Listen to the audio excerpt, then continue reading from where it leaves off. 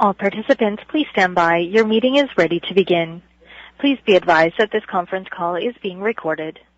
Good afternoon and welcome to the IGM Financial Fourth Quarter 2019 Earnings Results Call for Friday, February 14th, 2020. Your host for today will be Mr. Keith Potter. Please go ahead, Mr. Potter. Thank you, Melanie. Good afternoon. I'm Keith Potter, Treasurer and Head of Investor Relations, and welcome everyone to IGM Financial's 2019 Fourth Quarter Earnings Call. Joining me on the call today are Jeff Carney, President and CEO of IG Wealth Management and President and CEO of IGM Financial. We have Barry McInerney, President and CEO of Mackenzie Investments, and Luke Gould, Executive Vice President and CFO of IGM Financial. Before we get started, I'd like to draw your attention to the cautions concerning forward-looking statements on Slide 3. Slide 4 summarizes non-IFRS measures used in the material. On Slide 5, we provide a list of documents that are available to the public on our website related to the fourth quarter results for IGM Financial. And with that, I'll turn it over to Jeff Carney to cover IGM's full year 2019 and fourth quarter results, starting on Slide 7. We finished the year with record high AUM of $166.8 billion and AUA of $190.2 billion, driven by the best financial markets improvements since 2009. We had investment fund net redemptions of $142 million. IGM's adjusted earnings per share were $3.19 during 2019, which was down slightly from our record high 2018. I'm pleased with the progress we've made in our business transformation in 2019 that is further improving the client and advisor experience. We achieved these enhancements while managing non-commission expenses growth to 3.3%, which was better than our guidance of 4%. We are maintaining our 2020 expense growth guidance of 3%. Turning to Slide 8 for Q4 highlights, total AUM and AUA both increased 3% during the quarter. Investment fund net redemptions were $141 million. IGM's Q4 2019 adjusted earnings per share increased 12% year over year to 84 cents, a record high Q4 result. IGM was recently named to CDP's A-list as a leader in the disclosure and management of carbon emissions. We are the only Canadian company on this list. We are also been named to Corporate Knights' Top 100 Global Sustainability Leaders list. We see sustainability and climate-related topics of growing importance to all our stakeholders and will continue pursuing opportunities to make a positive impact. Slide 9 highlights the performance of major equity and fixed income indices. Most equity markets were up during the first quarter of 2019, capping off a strong year during which our clients earned investment returns of 13%. January client returns were a positive 1.1%, and so far February has been an even stronger month for client returns. Turning to Slide 10, I start by reminding that the industry experienced just over $15 billion of net redemptions during Q4 2018, with severe equity market declines. This large outflow has rolled off the 12 months trailing net sales rate, driving the industry net sales rate up sharply. The industry advice channel experienced long-term mutual fund net redemptions of $0.8 billion during Q4, up $7.4 billion from Q4 2018. Strong equity market performance and improved industry flows should support a better RSP season than we saw last year. Turning to Slide 11 on our results for the fourth quarter, record high average AUM of $164.5 billion increased 7.6% year over year. Investment fund net redemptions of $141 million during Q4 2019 were an improvement over net redemptions of $225 million last year. As I mentioned, IGM's Q4 2019 adjusted earnings per share were 84 cents, up 12% from Q4 of last year, and represents the highest fourth quarter in our history. Slide 12 contains the breakdown of IGM's quarterly results across our segments. I'd highlight that earnings at IG Wealth Management and Mackenzie were both up in the quarter relative to Q4 2018. I'd note that the corporate and other segment reflects the inclusion of IGM's share of personal capital losses of $4.5 million, which we began equity accounting for January 2019, Excluding this amount, earnings increased strongly across all segments. Turning to IG Wealth Management's full year 2019 and Q4 2019 highlights on slide 14, AUM reached a record quarter-end high of $93.2 billion, up 2.6% during the fourth quarter and 12.1% for the full year of 2019. IG's Q4 gross client inflows increased 7.7% relative to last year as we continue to have success attracting new high net worth households, which has driven improvements in consultant productivity. We're also seeing an improvement in gross and net sales during February relative to last year. Finally, IG achieved a number of important milestones during 2019 on our journey to modernize the company and deliver better client and advisor experiences. On slide 15, we're introducing a new view of client activity which covers total gross and net flows from IG clients. This view is now relevant with the recent launch of the IG Advisory account during Q4. This new single fee-based account enables all clients to hold our unbundled managed solutions, high interest savings accounts, and other assets. Going forward, fees will be earned on assets within the account. On this basis, gross client inflows of $2.5 billion were up 7.7% year over year, and net client outflows were $112 million. Slide 16 includes some additional perspectives of Q4 gross sales. Sales into our high net worth solutions increased to 27% and to $1.3 billion. Better beta also remains a focus with managed solutions representing 84% of our long-term gross sales. Slide 17 provides more insight into how our client segmentation has shifted since 2016. I have two main points on the left chart. First, you can see that since 2016, we've increased the emphasis on acquiring new households with greater than $500,000. Second, we tightened our recruiting standards and are requiring fewer mass market households. This has created some headwinds in our flows, but we're confident of our strategy and that it is working with high net worth momentum accelerating in the recent quarters. And on the right, our National Service Center now has $1.7 billion in AUM and over 200,000 clients. The center is staffed with salaried financial advisors providing clients with smaller accounts, a value proposition, and great service levels. At the same time, this has freed time for consultants to focus on segments with more complex needs. On slide 18, first I've mentioned that we've been focused on hiring fewer but higher quality recruits. Gross sales per consultant with less than 4 years increased by 17% in Q4 relative to last year, and we saw even stronger growth of 26% from consultants in their first year with IG. We had another strong quarter of recruiting, up over 50% from the same quarter in 2018. These recruits are coming from traditional sources as well as experienced financial planning-focused advisors. We're also focused on increasing sales productivity of our experienced consultant practices, which saw gross sales per practice increase by 24% in Q4 of 2019 relative to Q4 2018. As I mentioned, IG completed a number of important milestones during 2019 on our journey to transform the company, as you can see listed on slide 19. These initiatives will enhance our competitiveness, fee transparency, consultant productivity, and overall efficiency as they get fully rolled out in 2020. We also have other exciting initiatives planned to further transform our business. Some of these include digitizing key processes and forms, further modernization of our client portal, enhancing our high net worth products and services, and accelerating our high net worth household acquisition with continued client segmentation efforts. Before passing the call over to Barry, I'll close my remarks on the slide 20 by providing some perspective on the strength of IG's investment product offering. As I mentioned, we now have unbundled pricing options available to all clients. These solutions are expected to account for virtually all of IG's sales in the near future. With that context, I'm pleased to share an example of the print and digital promotions we've been running earlier this month.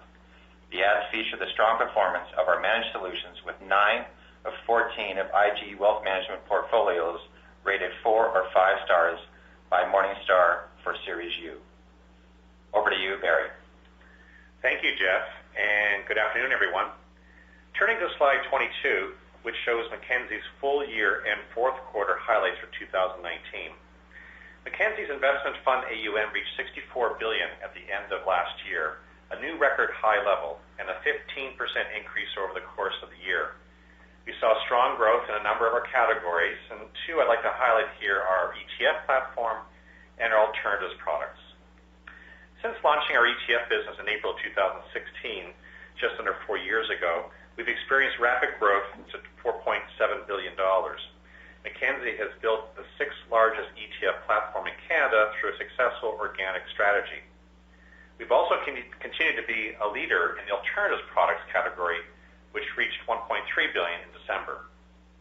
2017 to 2019 combined was the best 3-year period in Mackenzie's history on a number of key metrics, including record high total mutual fund gross sales and record retail mutual fund gross and net sales were also the highest. During 2019 alone, we generated over $1.4 billion of investment fund net sales at a time when advice channel peers experienced meaningful outflows. Mackenzie's rankings by financial advisors is among the best in the country, driving strong retail net sales and increasing IIROC and MFDA sales penetration. Focusing on the fourth quarter, Mackenzie saw record high mutual fund gross sales. We also recorded Mackenzie's 13th consecutive quarter of positive retail mutual fund net sales, and ETFs saw their 15th consecutive quarter of positive retail net creations. Mackenzie won 4 Lipper Fund Awards during the fourth quarter and 12 Fund Data Awards last month, which we're very proud of. These awards honor funds that lead in delivering strong, risk-adjusted performance relative to their peers. Slide 23 highlights Mackenzie's operating results. Mackenzie continues to capture market share versus peers in the advice channel.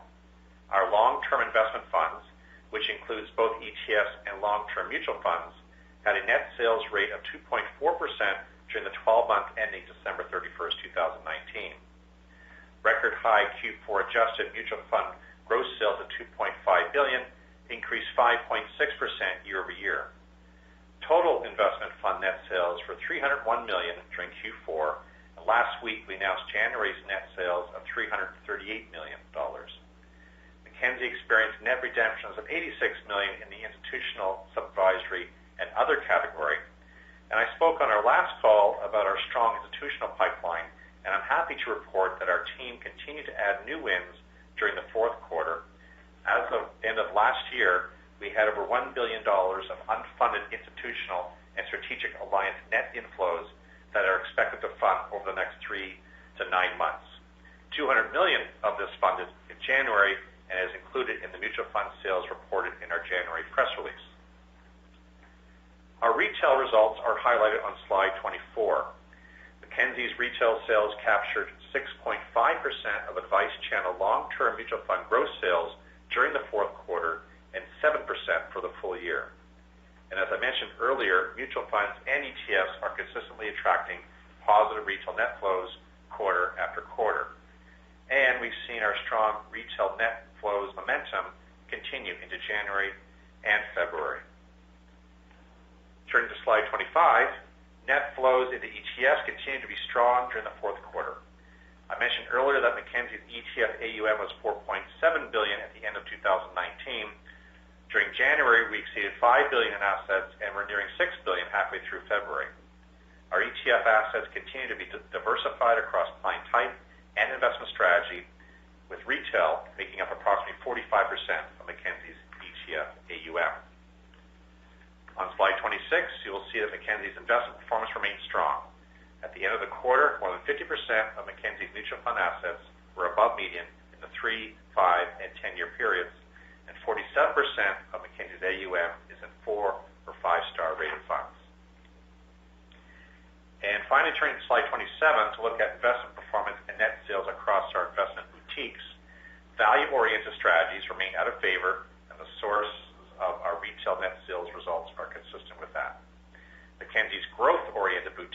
continue to have the majority of their assets rated 4 or 5 stars and are attracting significant net sales in the retail channel. Our global equity and income team and fixed income team are also performing very well in attracting assets. With that, I'll turn over to Luke to review IGM's financial results. Great, thank you, Barry. I'm just going to move to page 29, and I'll echo the remarks earlier from Jeff Carney. Financial markets were very good to our clients and shareholders in 2019, up 13%, and that continued into January and now into February with very robust markets and a really confident environment. Moving to page 30, the results were pretty uncomplicated this quarter. You can see on the right, our net revenue rate has been trending at stable at about 1.21% throughout the year, and you can also see the impact of operating leverage, with unit costs going down significantly and our EBIT margin increasing from 52 basis points in Q4 2018 to 57 basis points this quarter. Going to page 31, which has IGM's consolidated income statement, I'd highlight first at the bottom left, net earnings of $228 million, up 11.6%, and EPS up 12%, reflecting an all-time record high Q4 result. I'd have two comments on this slide. First, you can see in point 2 that non-commissioned expenses are down 1.1% from last year, and our full-year result was better than our guidance. Q4 did have some of the benefit of our fund services outsourcing arrangement that we announced last quarter. And as Jeff indicated, we are keeping our guidance of no more than 3% growth in this line during 2020, and we will expect to provide guidance in H1 around expense outlook for 2021 and beyond as we continue our transformation program. Second, I would highlight one small thing that we had in Q4 2019. A few small non-recurring adjustments in the tax provision line were just over $1 million. And we would expect this line to be running closer to a 22.4% effective tax rate in future quarters. Moving to page 32, a few quick comments on IG's margins and fee rates. You can see net management and admin fee rates of 197.8 basis point in quarter continue to trend as expected. We do continue to see an increasing composition of high net worth clientele within our asset mix, and this is continuing to impact the fee rate. On asset-based comp, I give guidance for next year that as DSC, which we discontinued selling in 2016, but as the existing block continues to mature, we do see upward pressure in the asset-based comp rate and would expect this to be around 53 to 53.5 basis points during 2020. And offsetting that, on the right chart, the sales commission rate, which has been running at about 155 basis points, will be closer to 125 basis points throughout 2020. Moving to page 33, you can see the income statement for IG Wealth. Earnings before interest and taxes of $206.3 million were up 19.9% from last year. The only comments I have on this slide is to remind that net investment income and other in Q4 2018 was depressed because of a few fair value adjustments in the period, and the $16.8 million recorded during Q4 2019 is more reflective of our run rate from this point on. I've also given a guidance earlier on non-commissioned expenses. They were down 4.8% in the quarter. Part of this was timing of expenditures in Q4 of 2018, and we have given our guidance for 2020 of keeping that within that 3% growth. On page 34, you can see Mackenzie's net revenue rate is stable, and this reflects continued strength in retail as well as a greater proportion of assets in equity products. And then moving to page 35, I've just highlighted Mackenzie's income statement that we had earnings before interest and taxes of $41.4 million. This was up 16.9% from last year, and we do expect continued meaningful earnings growth in 2020 given the operating leverage inherent in the business and the continued growth we're seeing. That concludes my comments, and I'll pass it back to Keith. Yeah, thank you, Luke. Melanie, we'll open up the line for calls. Certainly. We will now take questions from the telephone lines. If you have a question and you're using a speakerphone, please lift your handset before making your selection. If you have a question, please press star 1 on your telephone keypad. If at any time you wish to cancel your question, please press the pound sign. Please press star 1 at this time if you have a question. There will be a brief pause for the participants register. Thank you for your patience.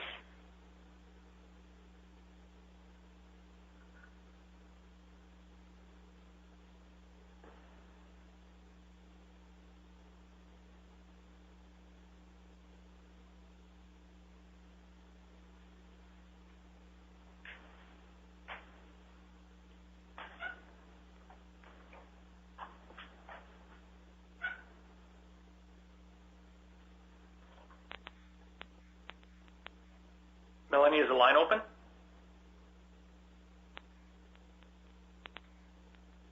I'm sorry, can you hear me now? Oh, we can hear you. We haven't been able to hear if there's been any questions. Okay, I'm sorry. There must have been a problem with the sound. So if you're hearing me now, did you hear the instructions for the participants on how to queue up? No, if you could repeat, please. Yes, certainly. I'll repeat the instructions. We will now take questions from the telephone lines. If you have a question and you're using a speakerphone, please lift up the handset before making your selection. If you have a question, please press star 1 on your telephone keypad. If at any time you wish to cancel your question, please press the pound sign. Please press star 1 at this time if you have a question. There will be a brief pause while the participants register. Thank you for your patience. Hello? The first question is from Jeff Kwan.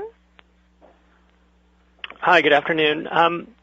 Jeff, as we get closer to or making progress on this transformation, if we're having this conversation a year from now, I'm just wondering how you would define a successful 2020, whether or not there's certain milestones regarding the transformation, any sort of specific numerical metrics as to how you kind of think about benchmarking 2020.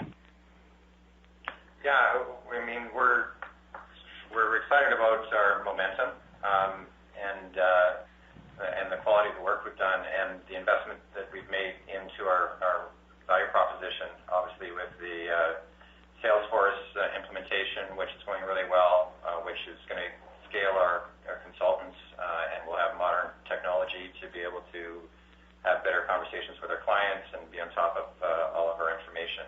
And so we're really excited with that. That's already in motion, so that's being rolled out as we speak. We've got a great team working on it and working closely with Salesforce. From a product standpoint, there's lots of great things going on with our product shelf, and it's inspired our consultants by bringing in, BlackRock and T. Rowe Price and other big manufacturers, and they've been taking advantage of those new products and sharing theirs with their clients as we go forward. But it's a lot. There's a lot going on behind the scenes that will be coming out in the months to come, but we definitely have momentum. We're landing some projects already, and we're excited about what that's going to do to our value proposition.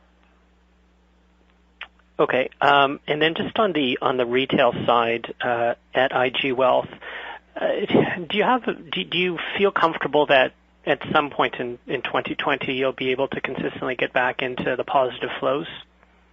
Yeah, I'm feeling very good about this. I mean, unless something happens in the markets in the next month, we feel very good about the momentum we have. We've been building up for the RSP season, and we expect to get our share, and we're excited about that. And our teams are ready to go, and they're calling their clients and prospects, and so we expect to have a strong couple of months here. And then maybe just my last question, dovetailing off of this commentary, because you talked about having a better RSP season. Sounds like you're, sounds like you've got some momentum into RSP season. Also curious as to Barry's comments, but when you take a look at it overall within the industry, like given what we've seen in the industry in terms of improving overall flows, do you feel like it's going to be kind of a normal-ish RSP season? Are you feeling this could be a more optimistic RSP season than usual? Yeah, I think it's going to be above average. I think so.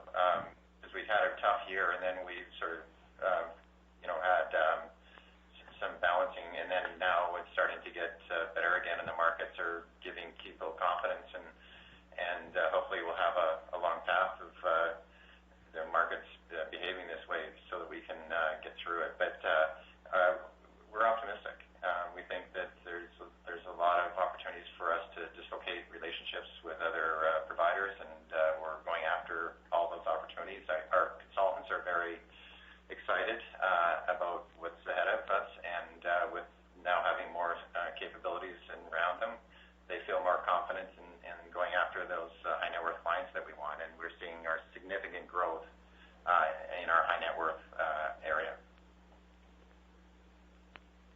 And Barry, your thoughts?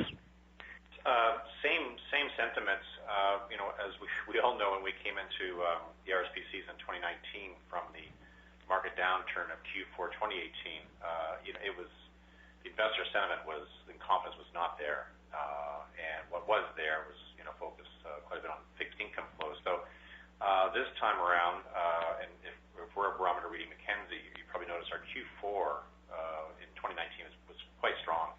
And we felt that coming back very nicely from the confidence perspective. And then, of course, this has just continued to January and mid-February. And the confidence, the momentum is right there. So much better year over year, certainly. And to Jeff's comment, probably above average. We have a little ways to go here on the RSP season. As you know, us McKinsey being a manufacturer, we tend to get RSP flows in March as well because the advisors are taking in deposits and they deploy them in March. So we have 3 months to see how it is. We're feeling very, very, very good about that. And if I may, because you had a great question on the IG side about how you would define success for 2020. For us, as we indicated, for McKinsey, we're having a good run here. We've had 3 consecutive years. Our best 3 years on many, many measures. And so for success would be for that to continue into 2020. We don't see why that would not. It could accelerate a little bit more in 2020 versus the prior 3 years, which would be a good thing. Lead with performance, lead with innovation, keep advisors, investors happy. We'd like to see the flows come from multiple channels and multiple vehicles, mutual funds and ETFs, and nicely geographically dispersed across the country, and also having a number of our boutiques succeed, and so that as well gives us some business diversification. So overall, but just to echo just one proviso, the markets still remain quite buoyant and confidence is there, and so if that takes a turn, then I think we're all confident we'll gain market share, but that might pull back some of the flows a bit. So. Okay, great. Thank you. Thank you. The following question is from Gary Ho of Desjardins Capital Markets. Please go ahead. Thanks. Good afternoon. Just a question maybe for Luke, just on the non-commission expense. It has jumped around a bit from quarter to quarter. Luke, can you help us out in terms of timing of how this will trend in fiscal 20? And also, can you provide a bit more color in terms of the Mackenzie's number this quarter? It was quite a bit higher, $92.6 million. Yeah, it sounds good. So seasonality, you can expect it to be similar to 2019 going into 2020. We do have normal seasonality in Q1 with it high, and it does taper off and then come back a bit in Q4, given the seasonality of our business and our promotions.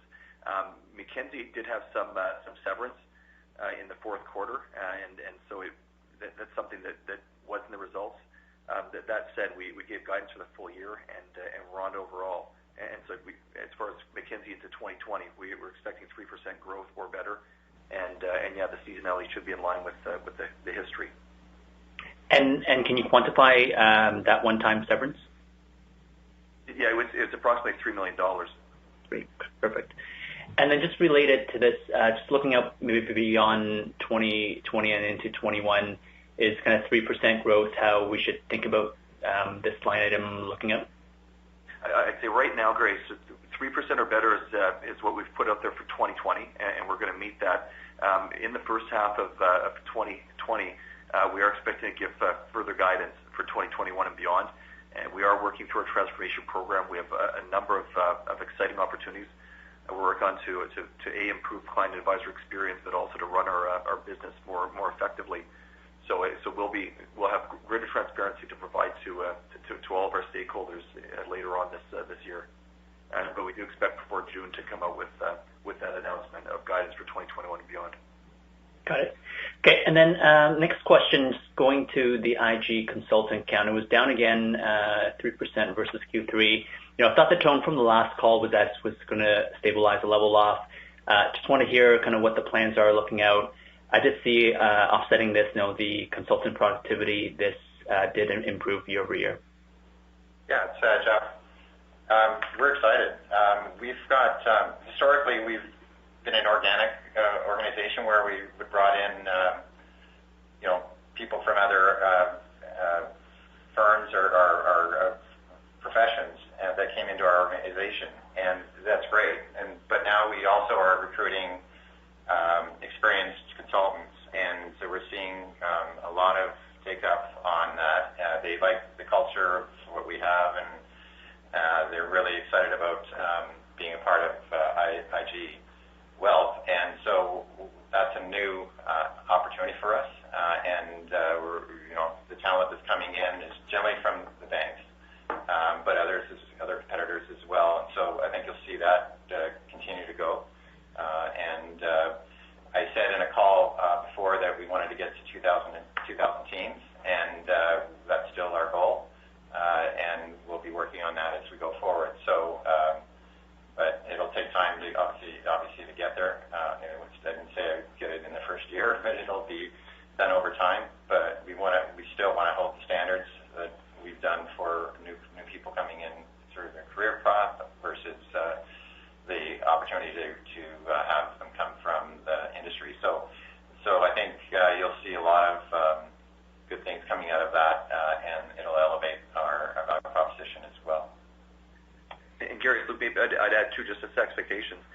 The math of how we set up our field now with consultant practices, representing those practices over 4 years, I make two comments. One, we tightened our recruiting standards significantly, and so to get in that bucket requires a 4-year graduation. And so over time, we're recruiting at about 350 people per year. We have the capacity to recruit more if they make the standard, but they do have to graduate to 4 years to get in that number. At the same time, we have natural attrition of people just retiring or otherwise leaving the industry, and their clientele is being reallocated to our existing practices. And as Jeff said, those practices are focused on improving their productivity. The average practice size right now is $45 million, and there's a lot of room for upside here as we cater to high net worth clientele. So that's our focus, is productivity, and there is some math going on now where there is normal attrition of people leaving the business or otherwise retiring, and we're only recruiting at a certain level. Now, one geographical comment to add to what Jeff said is right now on recruiting experienced advisors, we have been including them in the under 4-year line. Next quarter, we are looking to reclassify them. Over the last 2 years, we've recruited just under 100 of those people. They are very productive. The survivorship is going to be extremely high, obviously, given that they have experience. And we are targeting a little 2,000, but there is that geographical issue that we have a very attractive proposition at IG, and for the first time ever, for a number of reasons, we are able to attract experienced people to our platform, and we are doing that, and we'll be providing greater transparency into that next quarter. Okay, perfect. And then just last question for me. Obviously, the model generates decent free cash flow. Just in the past, I know you've invested in personal capital, Wealthsimple, etc. Just looking at 2020, what are your priorities for capital or free cash flow allocation? Will you look at buying back stock at these levels? We obviously feel our stock is a bargain. We always feel that way. We're very bullish on our future. We do feel that we've got a noticeable amount of excess capital, and we will be evaluating over the period, how we deploy it. Sure, buybacks would be a consideration, and we're looking at a number of opportunities to really enhance our business. And we've tried to be clear with the things that would be attractive to us, whether it be expanding distribution reach or the product and service capabilities of our core firms. So as the year unfolds, we'll get guidance on how we do deploy that capital. But more than anything, we do not look forward, just like you don't, to having it sit on our balance sheet, unproductively. And will you provide that in your Investor Day, perhaps? Absolutely. Okay. Perfect. That's it for me. Thank you. Thank you. The following question is from Graham Riding of TD Securities. Please go ahead. Hi, good afternoon. Just follow on the consultant conversation. You gave some color that you're recruiting experienced advisors as well as people sort of coming from different industries. For the advisors that are leaving IG, are they moving to other competitors, or are they shifting out of the industry altogether? Is it a mix? It's a mix. Like, there's always people coming and going. It's humans. But there's no material has been going on there. It's people are, we're always recruiting, so is everybody else, but we've got a very stable consultant force.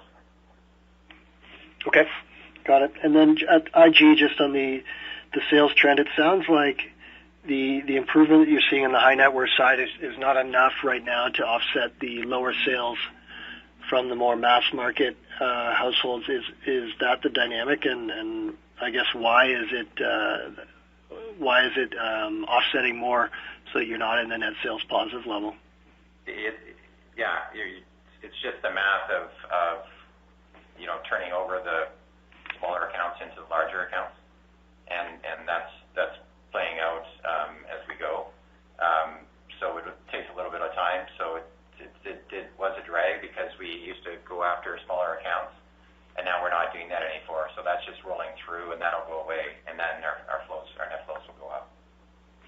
And Graham, just on the strength of on page 16 and 17, Jeff walked through some of the highlights. Gross sales were up 6% in the quarter, but it was 27% to high net worth. And so right now that's 6% overall. As we are heading into 2020, we're now running at 20% up year over year, and that high net worth acquisition is really driving it. So we have worked through not taking on clients we shouldn't be taking on with under $100,000, and so you've seen the headwind there, and we're doing that for long-term health of business. But the high net worth strategy is working, and we see a lot of momentum there. We tried to illustrate on some of these slides. So when I look at the sort of the market share of IG relative to the banks and the advice channel, is that why you're sort of giving up some market share because of that shift away from the mass market? Yeah, and and there's two elements to that, Graham. One is not taking on clients that traditionally were taken on as we've changed our emphasis, and the other is not recruiting people who otherwise wouldn't make it in the business. And those people did used to bring in clientele, and most of the clientele were in that same segment. So that is a short-term headwind, but the long-term tailwind is happening with the high net worth improvement. The other thing we would guide is just around comparing us to the industry. That IG is a dealer, and one of the enhancements that Jeff walked through is that we will be more focused on giving disclosure around our AUA as opposed to our AUM, because that is really the measure of the clientele coming into our dealer. And on that last bit, the fees that you get on the AUA, where does that flow through on the administration line in IG, or where do we see that? I think that's a question that we're expecting. Is that with the announcement of the IG advisory account and the move to unbundled, we are now charging advisory fees on third-party business, and so we are enhancing our disclosures next quarter. And I highlighted that a few quarters previously on the call that because of the change in the character of our business, we will be changing our disclosures to better reflect the fact that we're charging our advisory fees, which is the largest component of our revenue, on products that go beyond our AUM. Got it. So it's already in there right now. You're going to break it out. Right now, it's a good question. Right now, it's embedded to the extent that we have unbundled. It's embedded in the management fee line. Going forward, we will have a wealth management revenues line, and we'll provide the detailing of the advisory fee as opposed to the product program fees. And we're also fully transparent in our fees. Understood. Okay, that's it for me. Thank you. Thank you. The following question is from Tom McKinnon of BMO Capital. Please go ahead. Yeah, thanks. Good afternoon. Just asking further about the transition at IG Wealth and the impact on the flows. When you embarked on this movement more into high net worth, did you envision that the flows would suffer? And when will you declare victory in that, okay, now we have the platform that we want?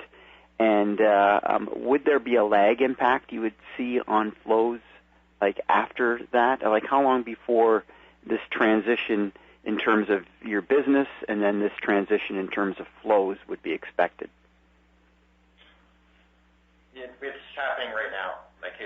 We're just going through it. So it won't take that long, but we're going through that process right now. Is your plan to ultimately just service only high net worth clients? Yeah, clients over 500,000, exactly. And when you embarked on this thing, did you envision this transition plan, did you envision that it was going to hurt flows? Yes. Okay. Then maybe...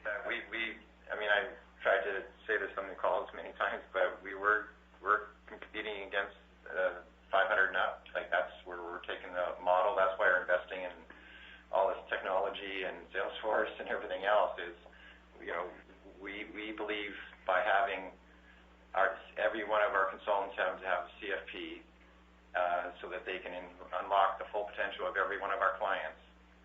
And that's our whole strategy, and we're using the best resources globally to do it, including Salesforce and other suppliers, including BlackRock and others. And we're just the puzzle that puts it all together, and using all of these incredible capabilities differentiates us from everybody else.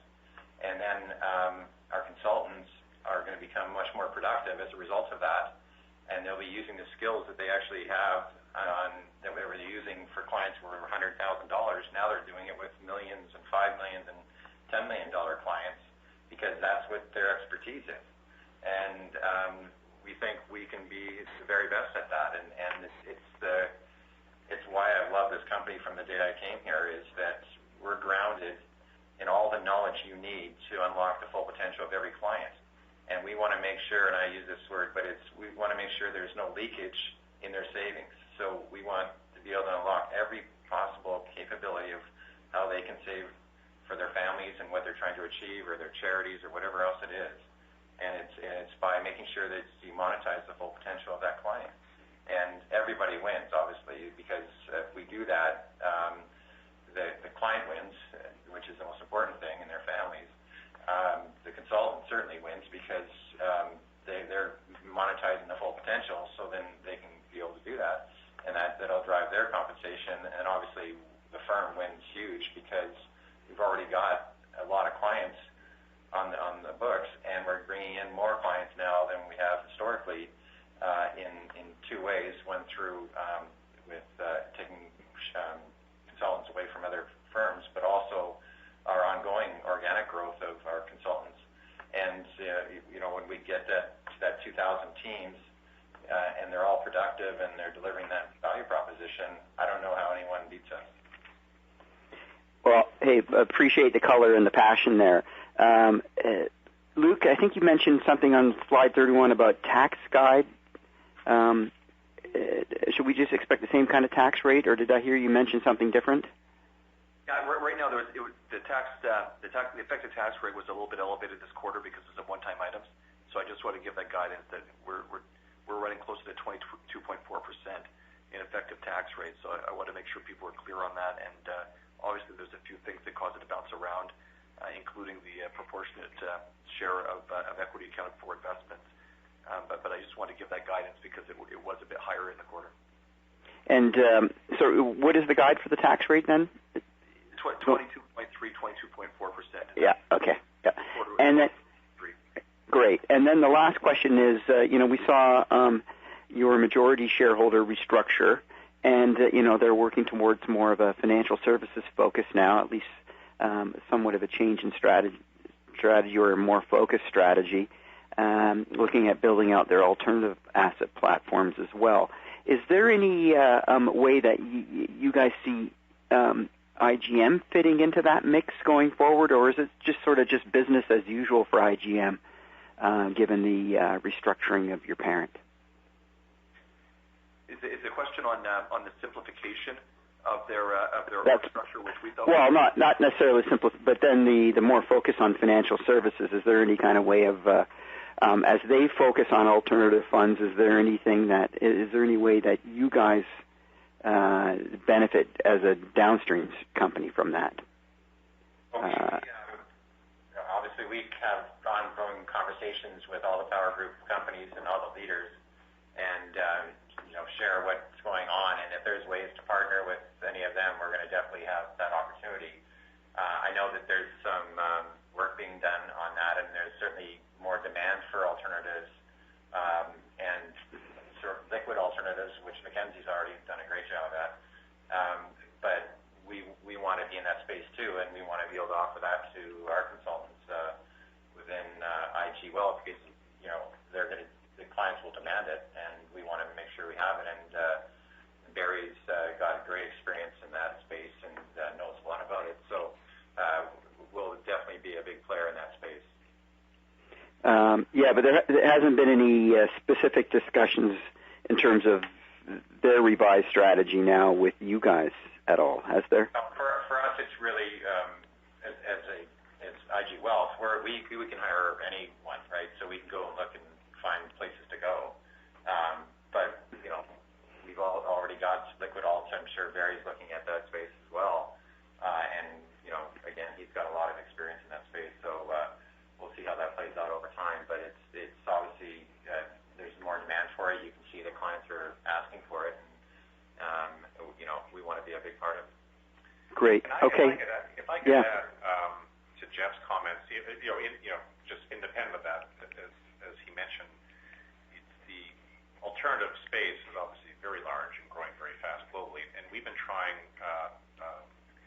at Mackenzie from a manufacturer perspective to continue to monitor trends globally that may or may not come to Canada. And you've obviously seen us build out an organic ETF platform quite successfully. We've launched a number of social responsible investing funds now that are growing very, very nicely. And then in the alternative space, obviously, we've launched and we're focused quite a bit on the liquid alt side because that's how the individual investor can access these return patterns. But we're always watching and looking and assessing the attractiveness of the alternative space, independent, of our parent company, because it is a full-service asset management company. It's an area that we need to monitor and evaluate, and we'll get to that at the appropriate time. Okay, thank you. You're welcome. Thank you. Once again, please press star 1 at this time if you have a question. The following question is from Scott Chan of Canaccord Genuity. Please go ahead. Good afternoon. On your 2020 SG&A 3% or better guide, if you look at an investor group and Mackenzie platform in isolation, is there one of the platforms where you're spending more, say on the IG transformation plan? Yeah, go ahead, Jeff. I was going to say right now it's clearly at IG. So a lot of the things we're embarking on, just starting with the move to unbundled, and that's accompanied with the migration of all of our clientele to our nominee platform, our dealer platform. So that's been a lot of work. That's been over 6 years, and especially in the last 2, that will have been a $140 million program, and we're just nearing the completion of it in the coming few months. So that's been a lot of investment, and it really does not only enhance the products that we're bringing to market and the ability to have a fee-based account, but it really does enhance the advisor and client experience, and we're so pleased that migration is going to be done mid-2020.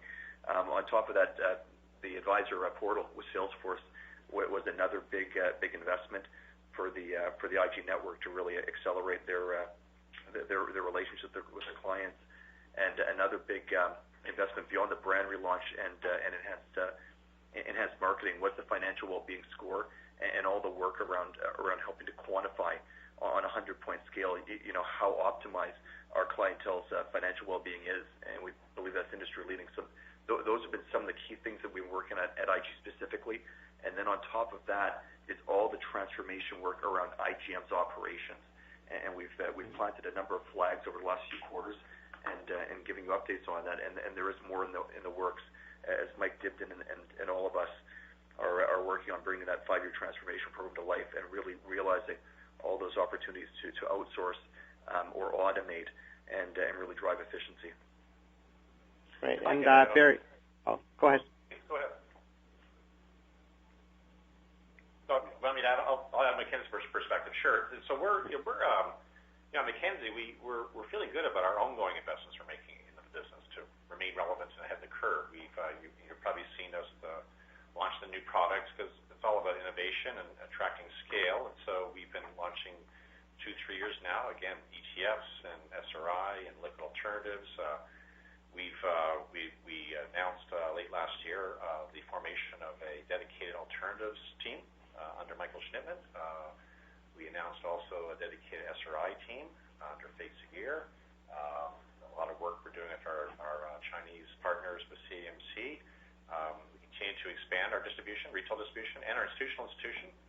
So that's not been a constraint for us at all to do that. Looking at more digital wholesaling in Canada, using more data and more virtual digital applications and approach to enhance productivity of our wholesalers. So yeah, for us, it's the ongoing investment of the organization at Mackenzie and the firm to remain relevant and continue to fuel this nice we think multi-year momentum that we're part of. That some of the investments aren't as significant and transformational as our IG partners. But as Luke mentioned, there's the IGM transformation, outsourcing of fund services and other aspects. That benefits all the operating companies within IGM, including Mackenzie and obviously IG and others. So thanks for the question. And Barry, just on the institutional side, the $1 billion that's unfunded, can you give us a flavor of what asset classes that might have been in? Yeah, what we're happy with is that we're getting a nice variety. We don't mind getting $1 billion plus in one strategy anytime, but we're actually it's been a combination of emerging market equities, global fixed income, U.S. long short, in the alternative space, and global equities. So it's a nice variety. We've got the pipeline's strong. We expect more wins in the next little while, which we'll announce for you. But those are all wins announced. And as you know, in the institutional world, then we want to start to show you the pipeline in terms of formal approved wins, and then there's the funding period where you have to onboard those assets. And so what we'll do going forward, which we've done last couple of calls now, say here's what the wins are, and then here's how much is funded, here's how much is unfunded. So for instance, $200 million of that came in January, and so we announced that in our flows in January. So we still have over $1 billion unfunded wins that are coming in Q2 and Q3. Do you think the strong pipeline can offset just the general headwinds on the institutional side, including at Mackenzie, in terms of turning into positive sales? If you don't mind, you raise a good topic in terms of definition of institutional. So we probably should parse it out into two categories, which we do because we have an institutional team, and they go after one group are Canadian platforms, dealers, etc., the bank platforms and others who are very sophisticated consumers, and they actually evaluate and hire managers with an institutional lens. We call it institutional, sub-advisory, let's call that. And then there's it's called the traditional institutional, which we're also winning in, where those are pension plans and the investment consultants who are very influential in those buying decisions with their clients. And those are in Canada, but also outside Canada, the U.S. and Europe also. So I don't want to confuse the issue, but we could parse that out going forward. But those are two types of institutional wins. It is common for managers to classify institutional business to include both sub-advisory as well as the traditional pension plan in endowments, foundation, sovereign wealth fund type of wins. So we know we categorize it as one whole. So yeah, definitely. And out of those two, which one is kind of in more demand at Mackenzie? I assume it's the former, the sub-advisory into bigger institutions. Yeah, they're both. We're winning in both. I mean, and again, it's not. We're very focused. Like we're not out there, trying to be machine gun looking at all of our strategies. There's a very handful, selective institutional quality strategies from our boutiques that we're marketing, and we've been actually successful right now in both of those categories. The latter one has been just recently. We've been building that up hard to get out there and speak to the institutional consultants, and get on their radar screen and get on long lists, get on short lists. The sales cycle is quite long. So we're getting some nice traction there. Still early days and is very focused. But yeah, the former is the one that also has been growing nicely for us, the sub-advisory, and it has been across multiple mandates.